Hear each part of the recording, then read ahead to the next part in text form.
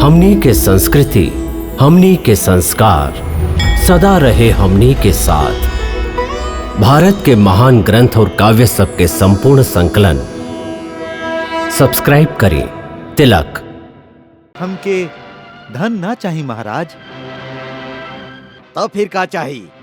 आपन इच्छा कह ब्राह्मण। महाराज, हम गंगोत्री से आइल एगो वेद पाठी ब्राह्मण हैं। हम आपके राज्य में एगो गुरुकुल के स्थापना कैल चाहत हैं। हमके एक काम के खातिर जमीन के जरूरत है महाराज। महामंत्री, आज्ञा महाराज। ये आचार्य ब्राह्मण लोग खातिर तुरंत भूमि के व्यवस्था कैल जाए और ध्यान रहे कि राजकोष से ही गुरुकुल के सगरे भार उठावल जाए। जे आज्ञा। हमके न्याय चाहिए महाराज। न्याय? हमरा रहते हमार राज्य में ब्राह्मण लोग के संगे अन्याय के कर सकेला? अन्याय भइल है धर्मवीर। हमार जमीन पर भद्रशाली नाम के एगो बदमाश अधिकार कर ली है। हमके हमार जमीन से वंचित कर दिहल गईल है। अब हमार परिवार के भरण पोषण कैसे हुई राजन? महामंत्री जी महाराज। ई आचार्य के संगे एक क्षण जा और स्थिति के पता लगावा। यदि भद्रशाली जबरदस्ती इनकर जमीन पर अधिकार कैले बा तो ओकर दोनों हाथ काट के हमार न्याय से परिचित करावा। जा। जे आज्ञा।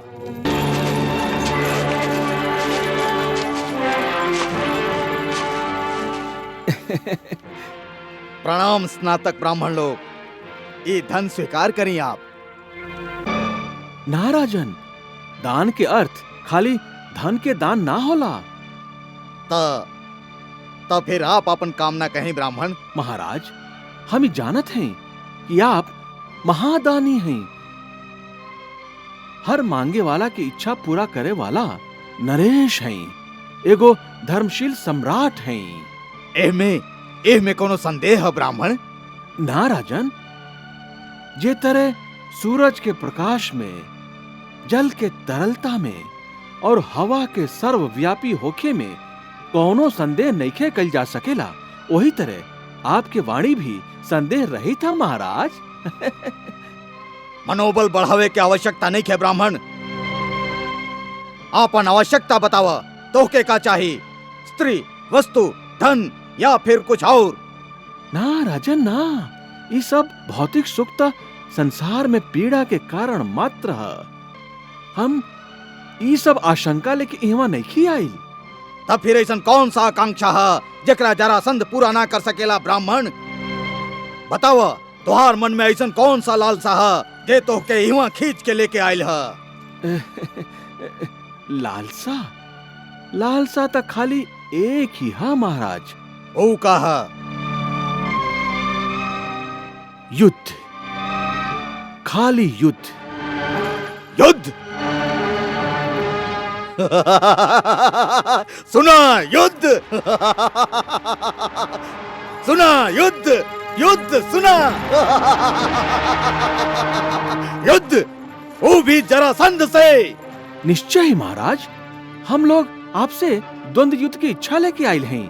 बोली, स्वीकार है? अरे का मति भ्रम के शिकार हो गए बड़ा ब्राह्मण? जे महाराज जरासंध जैसन महाबली से युद्ध कैल चाहता रहा। तू लोग शांत रहा याचक। तू लोगन ब्राह्मण हवा या ब्राह्मण के वेश में के हुआ पहले ही निश्चित हो जाए। इस समय द्वंद्व युद्ध के आकांक्षा करे वाला हम खाली एगो योद्धा हैं। बाकी द्वंद्व युद्ध समान योद्धा लोग के बीच में संभव है। जरासंध जैसन पराक्रमी योद्धा के विपक्ष में लड़े वाला योद्धा के गोत्र और वंश के ज्ञान तो होके के चाहे ब्राह्मण। राजन, ये कैसन धर्म पालन है? ये कौन सा मर्यादा है कि एगो दानवीर के सामने याचक के आपन परिचय भी देवे के होई? महाराज जरासंध के मुंह पर युद्ध के नाम पर ई भय के मुद्रा कैसन? ई भय मुद्रा नहीं खे ब्राह्मण, बिल्कुल भय मुद्रा नहीं खे। तू भगवान आशुतोष के सामने याचना कर रहल बाड़ा। इहाँ यह द्वार से केहू निराश ना लौटल हा, ना ही तू लौटबा ब्राह्मण। बाकी हम ब्रह्म हत्या के पाप से बचल चाहत है ना त तू तीनों अब तक स्वर्ग के यात्रा कर रहल होता ब्राह्मण, समझला? समझ ली, महाराज, आप तो हमार ए वेश से भयभीत हो रहा हैं। बाकी वस्त्र तो हम कभियो त्याग सकीले। द्वंद्व युद्ध तो भुजा के बल से लड़ल जला राजन। तका, तू अभी तक जरासंध के भुजा के बल से अपरिचित रहा ब्राह्मण।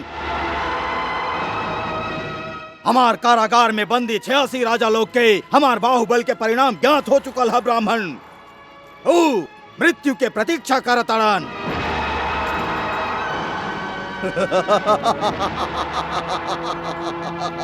हाँ, अच्छा ब्राह्मण, तोहरा से एगो संख्या और बढ़ जाई। हाँ, हमके ज्ञात है।